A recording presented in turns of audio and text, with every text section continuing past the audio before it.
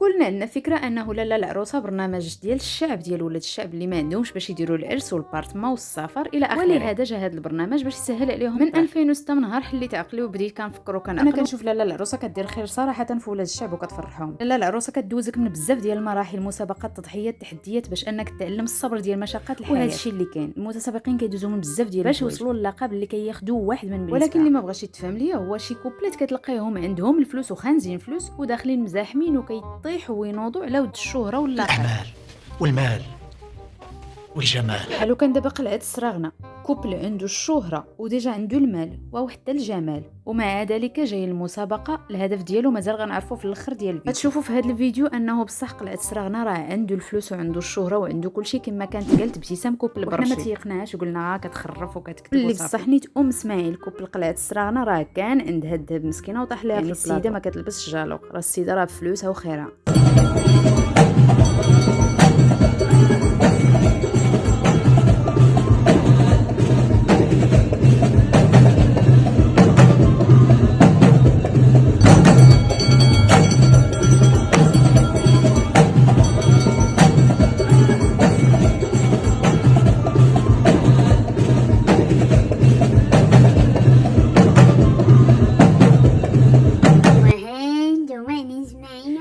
كما قلت لكم انهم يعني ما محتاجينش، بانوا لي انا ما محتاجينش، حيت غير حمام العروسه ما شاء الله تبارك الله عليهم، عرفتي راه داروا بحال ديال البرنامج داكشي بالتصمق والتاويل. الله يحفظهم وصافي، والله الا الله يحجبهم من بغيت تسناو تشوفوا العرس، تشوفوا الدفوع اللي جاب ليها اسماعيل، راه تحلوا فهمكم. لا كلاس ولا كلاس يا اختي، عرفتي اللي عجبني اكثر في هذا المقطع ديالهم ديال الحمام الصمق عرفتي راه التاويل هذا والسليلات وداك السطيله ديال العروسه لونها مختلف وفيها الصابون وفيها داك الشيء كامل اللي غتحتاج. يعني هذا الشيء الا كان يدل على شيء فيدل على الرزق الوافر ديال اسماعيل والاهل ديالو، الله يحفظهم والله يرزقهم من هذيك الطوموبيل اللي موراهم راه ديال اسماعيل باش تعرفوا. يلا لالا انا غنخليكم مع العرس الاسطوري ديالو.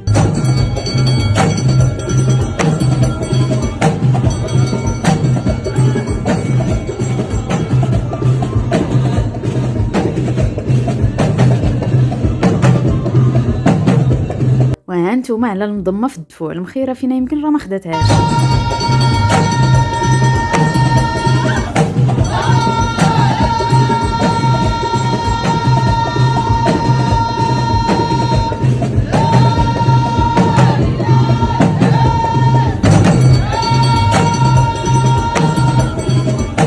شوفوا من الاخر انا داكشي اللي بان لي في الكونت ديالهم راه ما شاء الله راه برسم الطوموبيل ما شاء الله الله يحفظها، مازال بميكتا يعني مازال جديده. وخليكم معايا باش تشوفوا الكماله ديال عرسهم الاسطوري.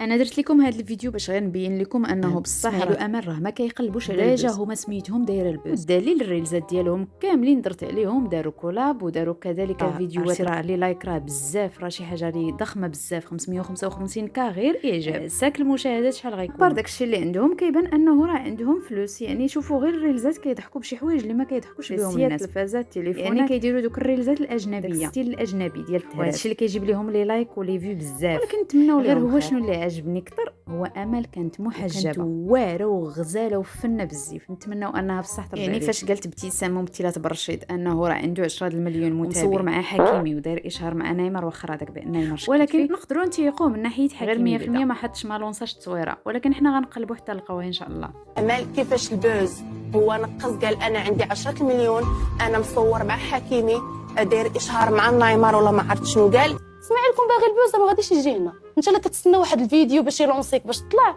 حنا راه هادشي اسماعيل عنده، دونك حنا ما جايين عندنا هدف واحد هو منزل ونبينا عليه السلام. اذا فهمنا انه قلعه السراغنه عندهم كل شيء الا بيت الزوجيه، وهادشي علاش جاو لاله العروسه باش يحصلوا على شقه، ما كيهمهم لا شهر العسل لا عرس بغاو غير ديك الشقه. اي والله يرزقهم من بصح الزوجين اللي ما عندهمش دارهم خاصه صراحه كتكون ناقصه شويه، الله يسخر لهم يا ربي كاملين. على ذكر العرس راه حتى كوبل القنيطره داروا عرس ضخم جدا وزوين وواعر بزاف، تقريبا بحال العرس ديال قلعه السراغنه، واخا قلعه السراغنه زايد الغيزه كانت تقريبا بحال العرس.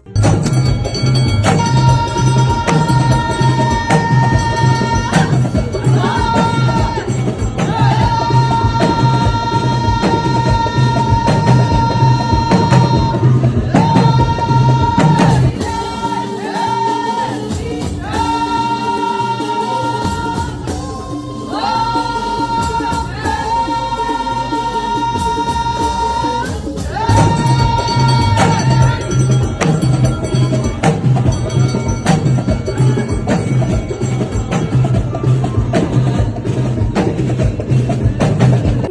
صافي هذا ما كان، هذا يمكن الاب ديالها الله يرحمه ويوسع عليه ويجعله من اهل الجنه. نتمنى ان الفيديو ينال اعجابكم، سواء القنيطره ولا قلعه السراغنه بصحتهم العرس، كل واحد جاي لاله العروسه على ود هدف، قلعه السراغنه على ود الشقه، والاخرين راه كل واحد الهدف ديالو راه مخبيه في الجعبه ديالو. فنتمنوا لهم خير كلهم ان شاء الله. السلام عليكم.